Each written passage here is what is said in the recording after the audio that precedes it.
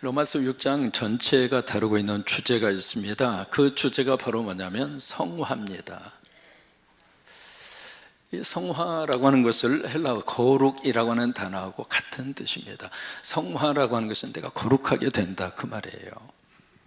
데살로니가전서 5장 20절, 23절 말씀에 하나님이 그렇게 말씀을 하십니다. 평강의 하나님이 친히 너희를 어떻게 하시고 온전히 거룩하게 하시고, 그 여기 온전히 거룩하게 하시고가 성화예요.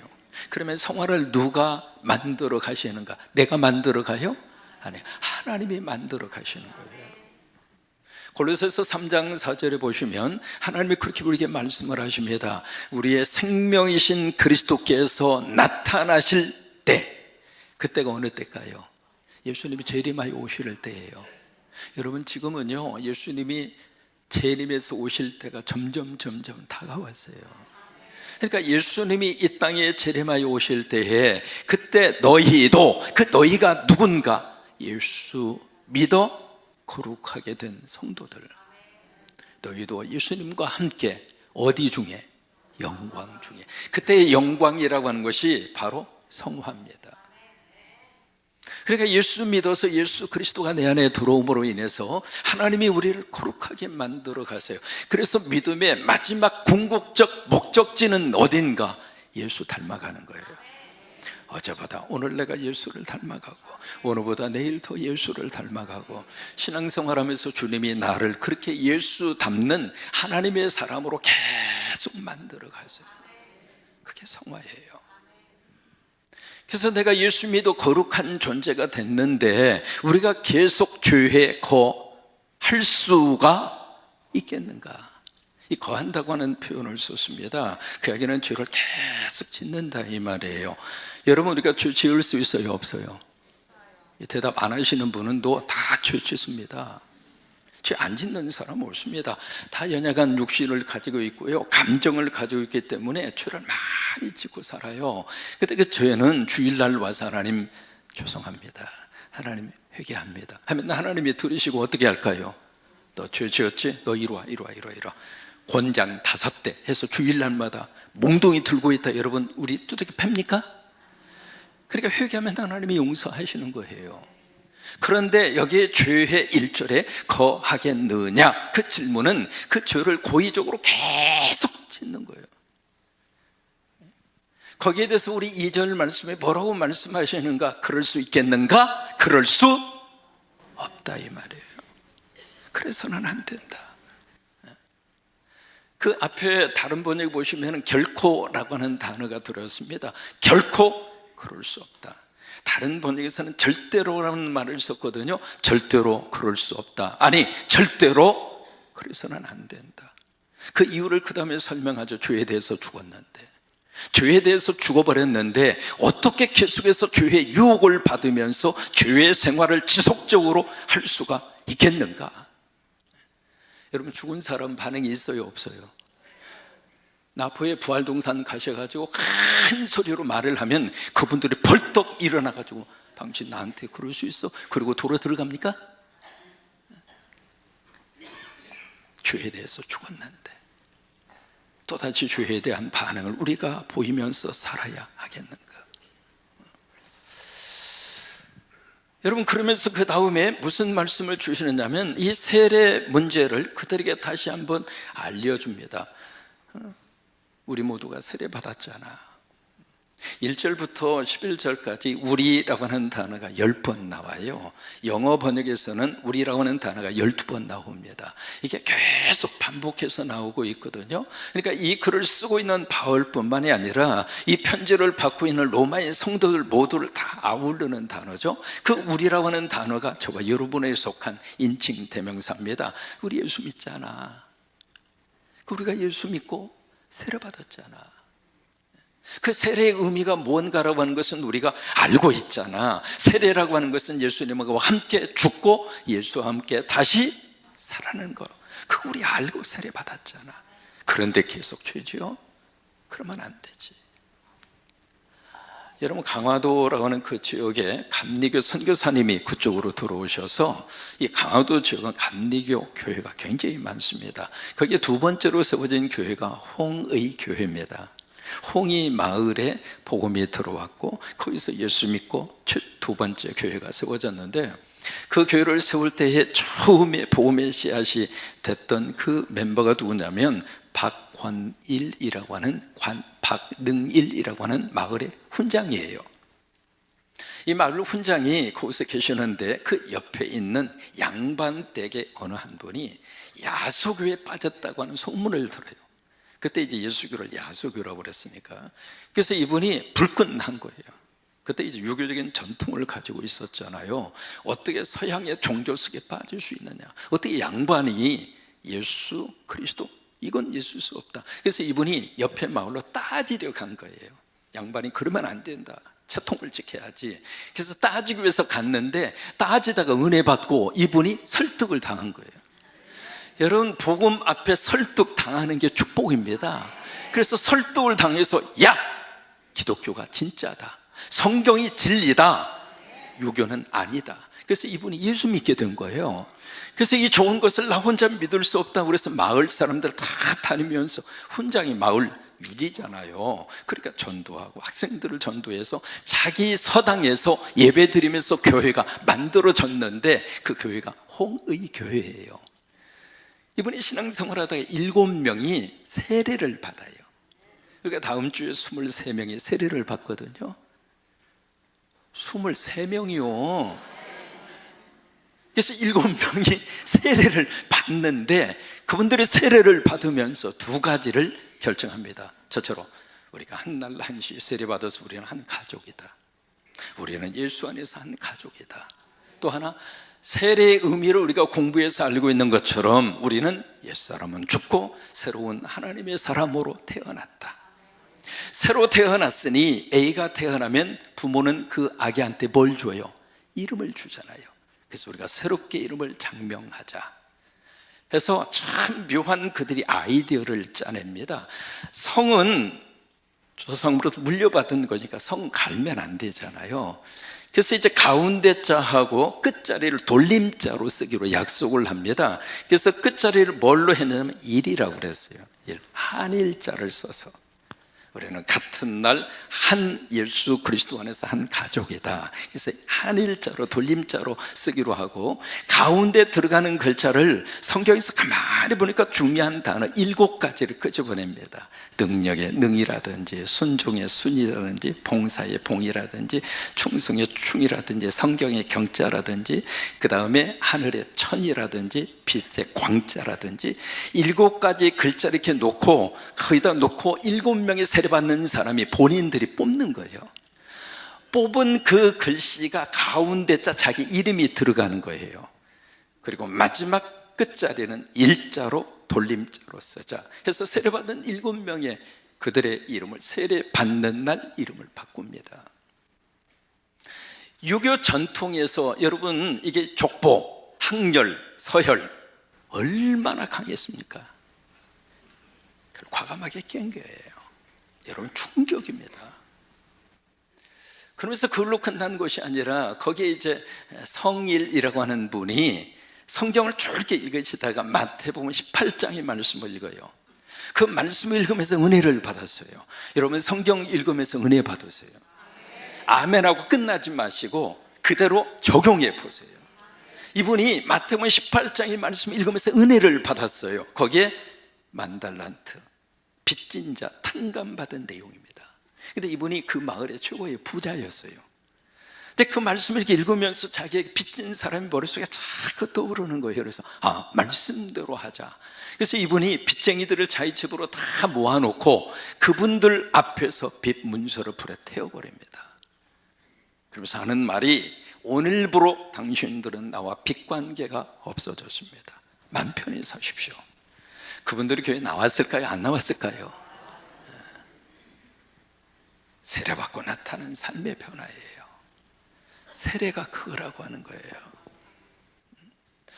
그래서 오늘 로마서 6장 5절에 11절의 말씀에 두 가지 아주 중요한 단어가 계속 반복해서 나옵니다. 첫째는 연합이라고 하는 단어이고, 두 번째는 함께라고 하는 단어입니다. 이 연합이라고 하는 말이 2번 나오고 함께라고 하는 말이 4번 나와요.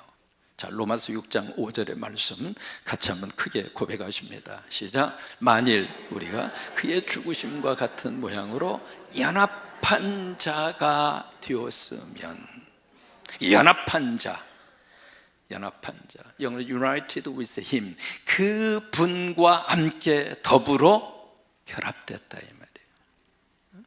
연합한 자가 되었으면 그 다음에 또한 그의 부활과 같은 모양으로 연합한 자가 되리라.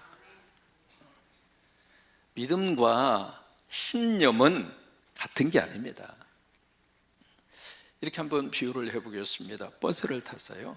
버스가 막 흔들리는데 이분이 버스에 딱 서서 신념을 가집니다. 난 절대로 안 넘어질 거야.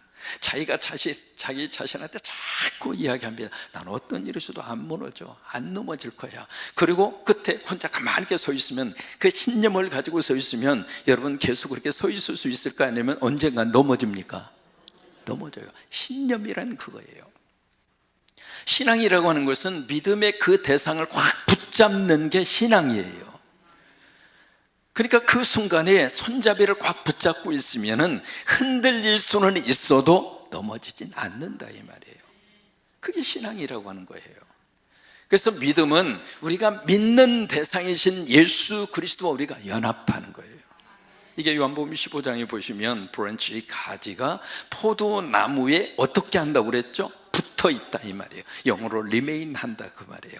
그 remain 한다고 하는 단어의 뜻은 거기에 끝까지 남아있는 걸 말하는 거예요. 계시록 2장과 3장에 보시면은 소아시아 지역에 있었던, 지금의 투르키예 지역에 있었던 7개 교회가 쭉 소개가 됩니다. 에베소 교회, 사대 교회, 선문화 교회, 빌라델피아 교회, 두아데리아 교회. 그래서 7개 교회가 쭉 나오고 마지막 나오는 교회가 라우디게아 교회예요. 이 7개의 교회는 그 당시에 있었던, 실제적으로 존재했던 교회입니다. 지금도 여러분들이 가서 보시면 그 터를 직접 발견할 수 있고요. 실제로 있었던 교회이고, 두 번째는 사도 요한부터 예수님이 오실 때까지 모든 시대에 대한 나타나는 이 땅의 교회의 특징을 말합니다. 그 가운데 마지막 나오는 라우디게아 교회가 말세 교회의 특징이에요. 근데 그 교회에게 요한계시록 3장 20절에 예수님이 뭐라고 말씀을 하시는가 볼지어다. 내가 문 밖에 서 있다. 여러분, 예수님이 문 밖에 계셔야 돼요? 문 안에 계셔야 돼요? 예수님이 교회 안에 계셔야 돼요? 교회 밖에 계셔야 돼요? 예수님이 내 안에 계셔야 돼요? 내 밖에 계셔야 돼요? 예수님 우리 가정 안에 들어오셔야 돼요? 우리 가정 밖에 계셔야 돼요? 왜 예수님이 교회 밖에 계셔야 하는가? 말세 교회의 특징이에요. 이게 라우디게아라고 하는 이 단어 자체가 라우스라고 하는 말과 디케아라고 하는 말이 합쳐진 단어예요. 라우스라고 하는 것은 바로 민족, 백성, 사람을 말합니다. 디케아라고 하는 것은 교훈을 말합니다. 그러니까 말세가 되면 사람의 교훈이 교회 안에 가득 찬다 이 말이에요. 그러니까 진리의 말씀이신 예수님이 자꾸 밀리는 거예요. 그래서 결국 예수님이 교회 밖에 서 계세요. 누가 예수님을 교회 밖으로 내몰았어요? 교회가 그런 거라 이 말이에요. 여러분, 우리 성광교회에는 진리신 예수님이 이 교회 안에 꼭 함께 하시기를 바랍니다. 우리 교회 안에 예수님을 자꾸 밀쳐내지 말고. 그래서 계시록 3장 20절 말씀에 그 말씀을 그래서 주시고 있는 거예요. 봐라, 내가 문 밖에 서 있다. 우리가 영적으로 그것을 깨달아야 돼요. 항상 우리 교회 안에 예수님이 계시도록, 내 안에 예수님이 밀려가지 아니하도록 주님이 내 안에 중심을 잡고 계시도록. 계시록 3장 20절 다시 한번 띄워줘 봐요. 봐라, 내가 문 밖에 서 있다. 말세의 교회에게 주시는 하나님의 음성입니다. 경건의 모양은 있으나 경건의 능력을 부정하고, 그래서 문 밖에 서서 이제 물이 닫혀 있잖아요. 예수님이 뭐 하시는가? 두드린다 이 말이에요. 왜 두드려요? 회개하라고, 나 여기 있다고. 예수님의 존재를 알려주는 거잖아요. 그리고 예수님의 존재성을 빨리 들으라고 막 놓고 하시는 거예요. 그래서 회개하라고 두드리는데 누구든지 내 음성을 듣고 누군가가 예수님의 음성을 듣는 하나님의 사람이 그 교회 안에 있더라 이 말이에요. 우리가 그러기를 바랍니다. 아무도 못 듣는데 누군가가 깨어있던 하나님의 백성이, 이건 주님의 음성이다. 예수님이 지금 문 밖에 서 계신다. 영적인 하나님의 음성을 듣는 사람이 있더라 이 말이에요. 회개하고 그리고 문을 엽니다. 그러면 누가 들어와요? 예수님이 들어오신다 이 말이에요. 여러분, 그게 연합이에요.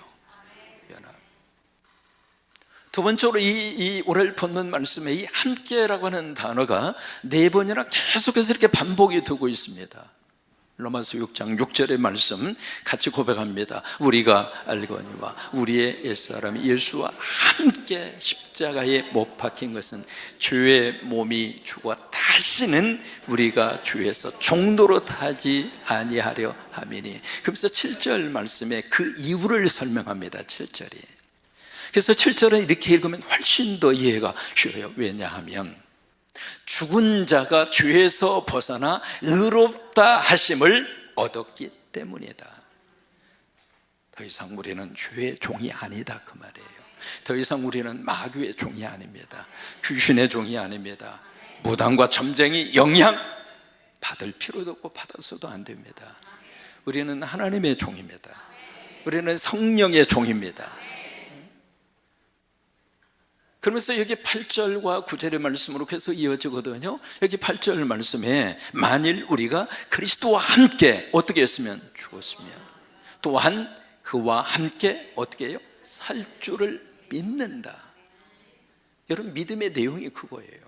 우리가 믿습니다 하잖아요. 뭘 믿어요? 부활한다 이 말이에요. 그래서 9절 말씀에 계속 이 말씀이 이어집니다. 이는 그리스도께서 죽은 자 가운데서 살아나셨음에 다시 죽지 아니하시고 사망이 다시 그를 주장하지 못할 줄을 어떻게 해요? 안다 이 말이에요. 그 믿음은 영적 지식으로 발전합니다. 갈라디아서 2장 20절의 말씀, 사도 바울의 위대한 신앙의 고백입니다. 같이 한번 고백합니다. 내가 그리스도와 함께 십자가에 못 박혔나니 그런즉 이제는 내가 사는 것이 아니요 오직 내 안에 그리스도께서 사시는 것이라. 여러분, 저 말씀을 사자성어로 뭐라고 하는 줄 아세요? 사자성어로 나주의 살. 국어사전에 안 나와요. 한번 해보실까요? 나주의 살. 의미는 아시겠죠? 내가 죽고 예수가 살고. 2001년도에 한동대학이 포항 쪽에 기독교 대학으로 세워집니다. 초대 총장으로 김영길 박사님이 초대 총장이 됩니다. 카이스트 교수였던 이분이 한국의 기독교 개념에 한번 대학을 세워보자, 그 꿈을 가지고 시작을 했는데 초창기에 참 어려움이 있었던 거 우리가 보도를 통해서 그 당시에 많이 들었습니다. 뭐 횡령 혐의, 뭐 사기꾼, 뭐 온갖 누명을 다 덮어씌워서 결국 이분이 법정 구속이 돼서 총장 최초로 법정에서 구속이 된 건 그분이 처음이에요. 그래서 이제 감옥에 투옥이 됐습니다. 스승의 날에 한동대 학생 1800명이 감옥에 와서 감옥 밖에서 스승의 노래를 불러줍니다. 굉장히 감격스러운 일이 일어났죠. 신문에 바로 그분에 대한 온갖 누명과 뭐 그런 것들을 신문 전면에다가 아예 인쇄를 해서 신문에 냈어요.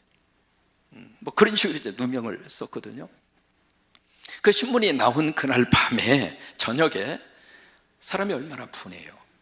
내가 잘못해서 거기에 대한 대가를 받아도 참 분한데 이건 누가 보아도 그동안의 관례였고 의도적인 그런 죄명이 아니고, 근데 어쨌든 간에 이렇게 몰아세우면서 누명을 쓰고 감옥까지 들어가고, 그리고 이제 신문에까지 전체 대한민국 국민의 아예 그냥 발표가 되어버렸으니까 여러분 그 상황에서 잠이 올까요, 안 올까요?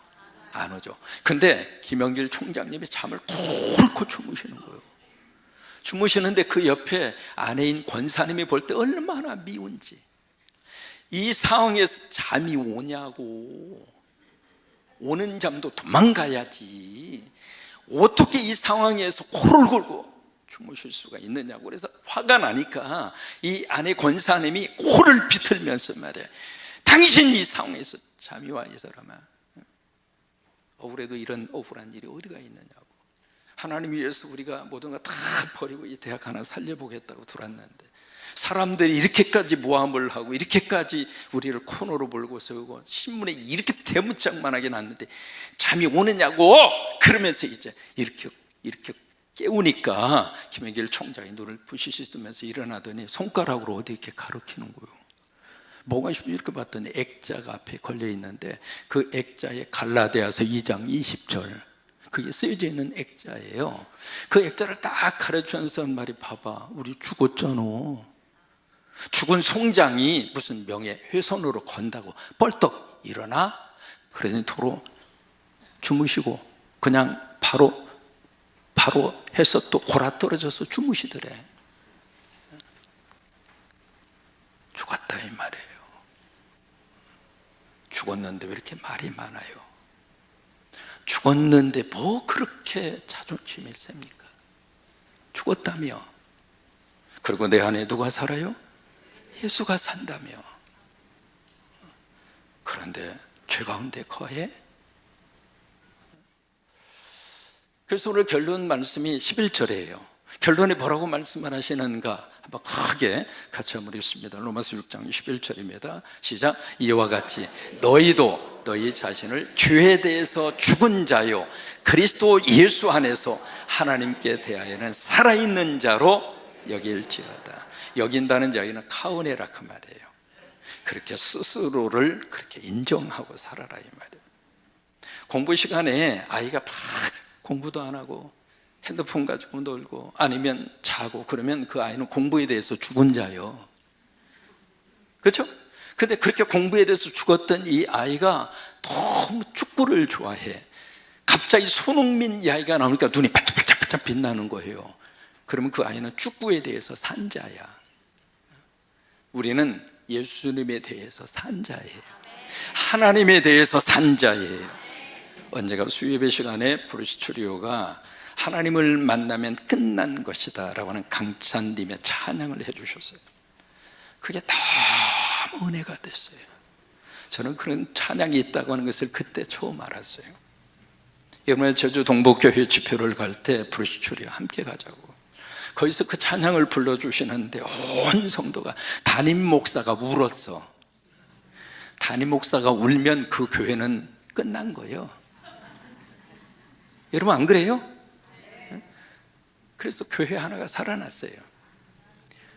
여러분 브루스츄리오가 이 시간에 라이브로 여러분에게 하나님을 만나면 끝난 것이다, 이 찬양의 가사가 참 가슴 속에 너무 큰 울림으로 와요.